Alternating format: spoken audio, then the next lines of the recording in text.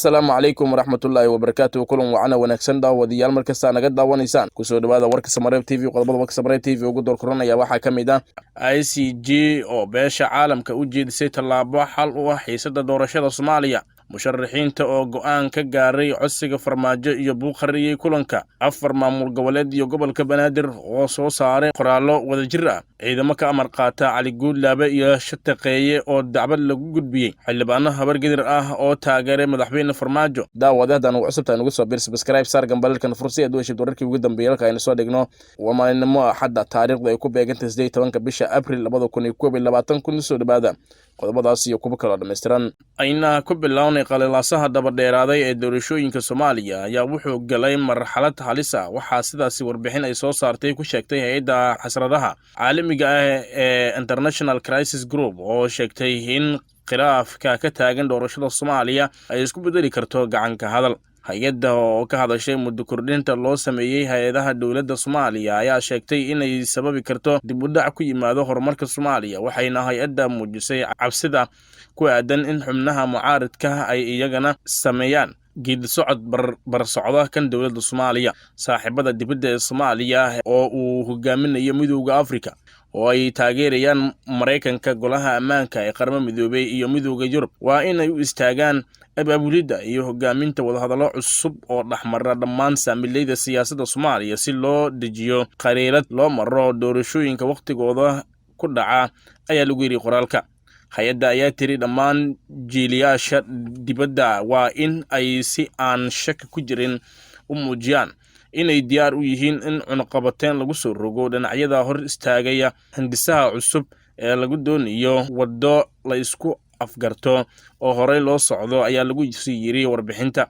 Crisis Group waxa ay warbixinta ku soo jeedisay in loo baahan yahay dhexdhexaadin saddexaad oo salka ku haysa oo lagu jibinayo caqabada doorashada iyada oo la tixgelinayo kalsooni darada ka dhex jirta jiilayaasha Soomaaliya.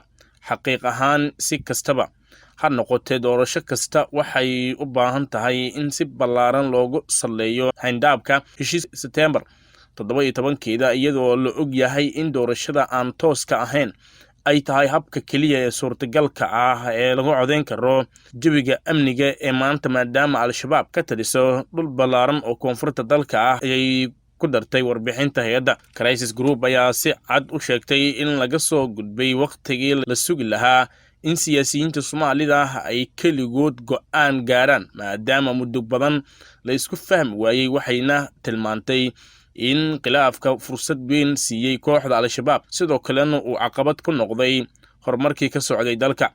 maamulka farmaajo oo waqtiga ka dhammaaday 8 February islamarkaana doonaya in dib loo doorto ayaa ganafka ku dhuftay hanjabaadaha caalamka kuna adkaystay ku darsiga oo uu ku sifeeyey mid awoodda dib loogu celinayo dadweynaha. kulan uu dhexmaray midowga musharaxiinta iyo madaxweynayaasha Galmudug iyo Hirshabelle ayaa xalay ka dhacay hoyga uu Muqdisho ka degan yahay madaxweynaha Galmudug Axmed Cabdi Kaariye Qoorqoor. madaxweynayaasha Galmudug iyo Hirshabelle ayaa kulankaas midowga musharaxiinta kula wadaagay fariin ay ugu wadeen madaxweyne farmaajo, taas oo ah in musharaxiintu ay aqbalaan kulan uu ka soo dalbaday madaxweynaha waqtiga ka dhammaaday ee farmaajo. musharaxiinta ayaa ku gacan saaray fariintii ay wadeen madaxweynayaasha Galmudug iyo Hirshabelle, waxayna si cad u diideen codsiga ka yimid madaxweyne farmaajo ee ah inuu la kulmo.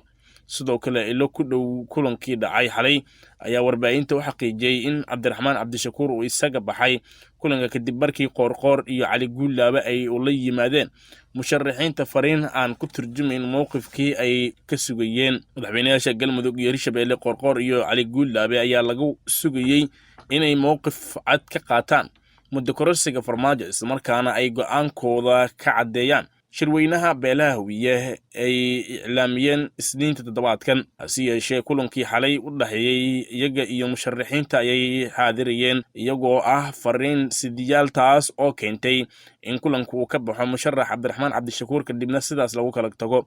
dhanka kale wasaaradda waxbarashada Koonfur Galbeed, Jubbaland, Galmudug, Hirshabelle iyo gobolka Banaadir ayaa shir ay isugu yimaadeen 15kii bishan waxay ugu tashadeen hanaankii loo qaadi lahaa imtixaanka fasalka 8aad ee dugsiga dhexe ee sanad dugsiyeedka 2020-2021. wadatashi iyo gorfeen dheer kadib wasaaradaha iyo gobolka Banaadir waxay isku raaceen in imtixaanka fasalka 8aad la qaado 5 ilaa 8 bisha Juun 2021. sidaas darteed wasaaraduhu waxay ku wargelinayaan bahda waxbarashada iyo maamulayaasha dugsiyada in loo diyaar garoobo imtixaanka fasalka 8aad ayaa lagu yiri qoraal ay si wadajir u soo saareen. qoraalka ay soo saareen ayaa intaasi ku sii daraya wasaaradaha iyo gobolka Banaadir waxay ku boorinayaan maamulka dugsiyada, ardayda iyo howlwadeennada imtixaanka in ay raacaan talooyinka iyo habraaca ay bixinayaan hay'adaha caafimaadka ee la xiriira ka hortagga iyo xakamaynta cudurka COVID-19. ugu dambeyntii wasaaradaha waxbarashada dowlad goboleedyada Koonfur Galbeed, Jubbaland, Galmudug, Hirshabelle iyo gobolka Banaadir ayaa guul iyo mustaqbal ifaya qoraalkan ugu rajeeyay dhammaan ardayda Soomaaliyeed ee u fariisan doona imtixaanka shahaadiga ah fasalka 8aad ee sanad dugsiyeedka 2020-2021. odayaasha dhaqanka mid ka mid ah beelaha dega gobolka Shabeellada Dhexe ayaa gudbiyay dacwad ka dhana ciidamo ka amar qaata madaxweynayaasha Hirshabelle Ali Guulaabe iyo sarkaal ay qaraabo yihiin oo lagu magacaabo Shataqeeye, kuwaas oo la sheegay in si wadajir ah ay dhac xoog leh ugu geysteen guri ku yaala xaafadda Howlwadaag ee magaalada Jowhar.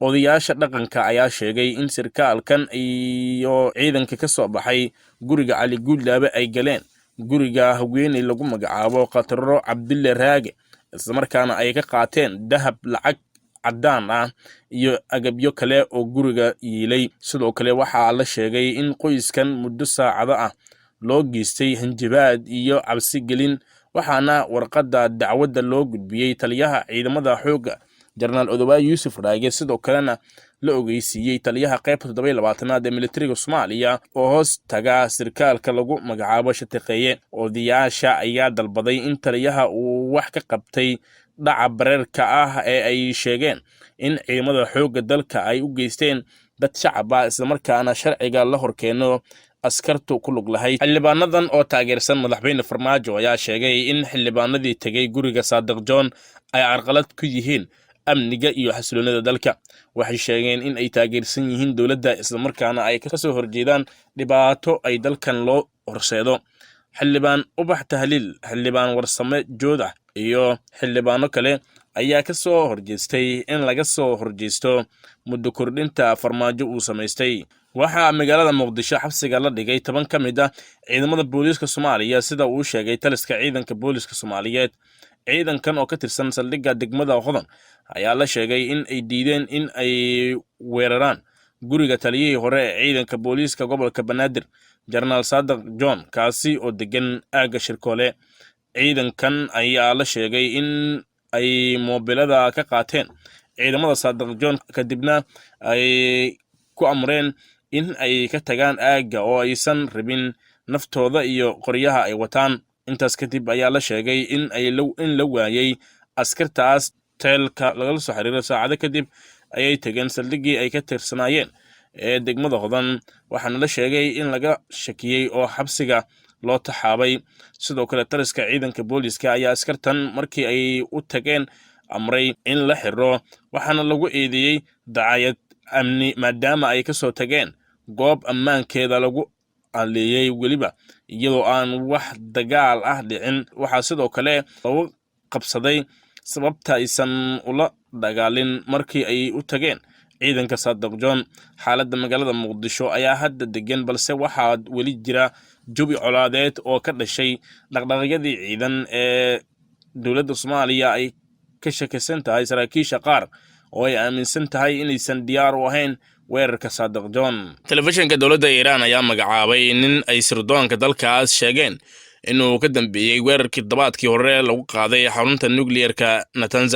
Roza Karimi ayaa ka qaxay Iiraan wax yar ka hor qaraxa, sida uu sheegay Network One oo soo bandhigay sawirka ninka oo telefishinku sheegay inay doondoonayaan booliiska Interpol ayaa sheegtay inaysan xaqiijin karin in Mr. Karimi uu ku jiray liiskeeda cas ee dadka la doondoonayo. Iiraan ayaa weerarka ku eedeysay Israa'iil waxayna kordhisay howlaheeda nukliyeerka.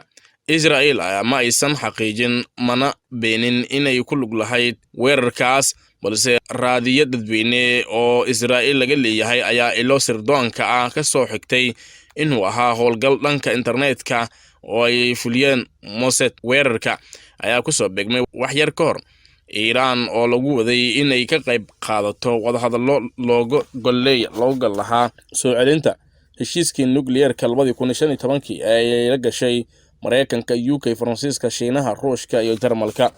Heshiiska ayaa looga gol leeyahay in lagu hortago in Iiraan ay hormariso hubkeeda nukliyeerka, taas oo ay Iiraan beeniso inay u gol leedahay.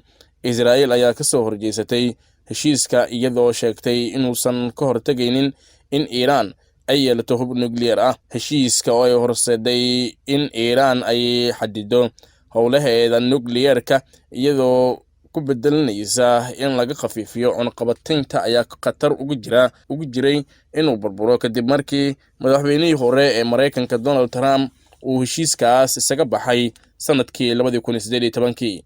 intaas ayaan ku soo afmeerina warka aad kala socoteen Samareeb TV. inta warkan waran kulma doona waxaa idinkaga tegaynaa sida ay nabadgelyo.